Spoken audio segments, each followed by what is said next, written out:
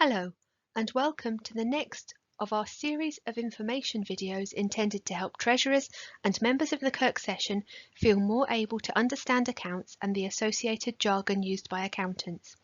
My name is Jenny Simpson, and I'm the Head of Finance and General Treasurer at the Church of Scotland. This session will look at fund accounting, which is the fundamental principle that underpins charity accounting. We'll look at the definitions of the various types of funds, including restricted, endowment, unrestricted and designated funds, and see how they all fit together. And then finally, we'll be able to see how a charity's free reserves are arrived at.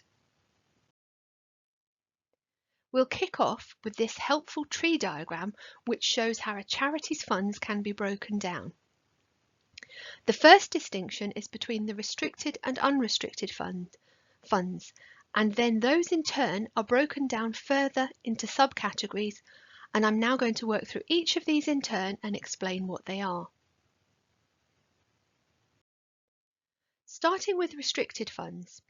Income is basically restricted if the donor or funder specifies how you must use it. It may be that you can only use it on a particular area of expenditure or on a particular project, such as your work with young adults.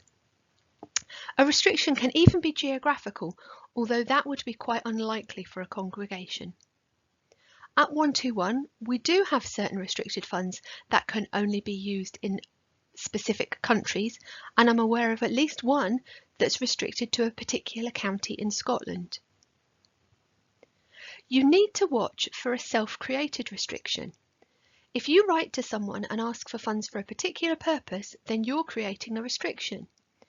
If you say on posters that a fundraising event is in aid of a particular project, then you're creating a restriction over any money that you raise.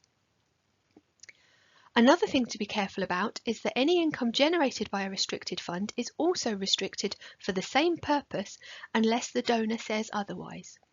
So if you're fundraising for a new capital project and you have the money raised to date sitting in the bank or on deposit earning interest, then you should be allocating a proportion of the interest to the restricted fund. Your accounting records need to recognise restricted income as soon as it's received and record how it has been spent so that you can identify any unspent balance at any point in time. The examples I've given so far, money received for youth work or raising funds for a particular project, would fall into the category of restricted income funds within the tree diagram that we looked at earlier. Endowment funds are a special type of restricted fund where the donation itself is to be retained for the benefit of the charity. Endowments can take the form of cash, a portfolio of stocks and shares, or even tangible fixed assets such as buildings. The terms of the endowment will state what the income for the capital fund is to be used for.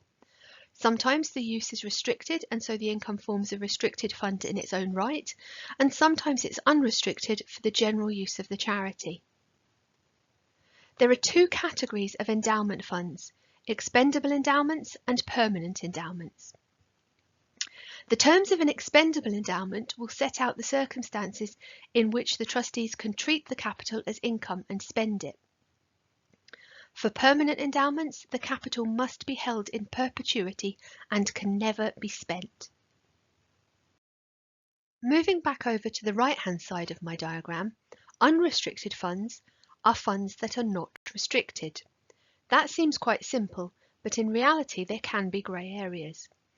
Sometimes a restriction is immediately apparent from the terms of a grant or the communication accompanying a donation or legacy, but sometimes you have to weigh things up, and it may even be necessary to seek clarification from the donor. Indications that income is restricted include factors such as having to report back to the funder on how money has been spent and having to ask for permission to move money from one budget to another. Even unrestricted funds can be broken down further. The trustees have the power to create designated funds. These are funds that have been earmarked for future purposes, and the designation is not legally binding, unlike a restriction.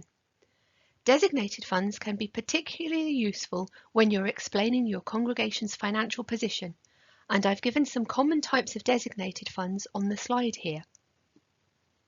Having a designated fund equal to the book value of your unrestricted fixed assets can be useful to highlight amounts that are tied up and therefore not available to spend. This will become clearer when we look at reserves shortly. If your congregation is seeking to retain some funds because you know you have a large capital spend coming up, then ring-fencing that money in a designated fund and disclosing the purpose in your accounts shows why you might otherwise look well off, as well as evidencing your commitment to the project and potentially attracting money towards it. Finally, designated funds can be usefully utilised if you receive an unexpected windfall, such as a legacy, close to the end of the financial year. You may not have had time to actually spend the money, but you might have decided how you'd like to use it. Showing it in a designated fund in your accounts helps to address the mismatch between receiving the money one year and spending it the next. So, now we've covered all the elements of fund accounting, we can turn to look at a charity's reserves.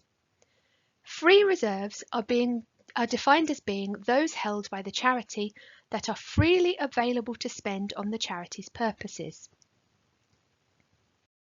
So if we return to the tree diagram, we can see that we can basically ignore anything on the right-hand side because a restricted fund, whether it's income, expendable endowment or permanent endowment, is not freely available to spend.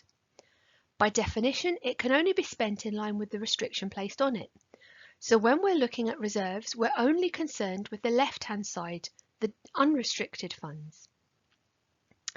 And then what we need to do is decide whether the unrestricted funds are readily available to spend. And this is where the usefulness of designated funds comes in.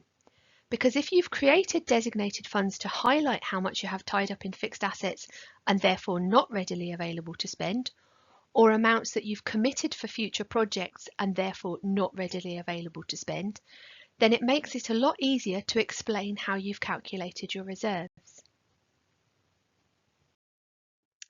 Each charity should have a reserves policy setting out their target level of reserves, and in their trustees report they should talk about the policy, compare the target to the actual level of reserves held, and explain how they will address any shortfall or spend any excess.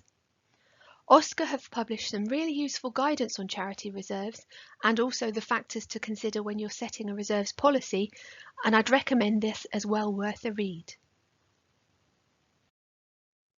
I hope you found this explanation of fund accounting and reserves helpful. But as always, if you have any questions, please don't hesitate to contact either Presbytery or the Stewardship and Finance team in 121.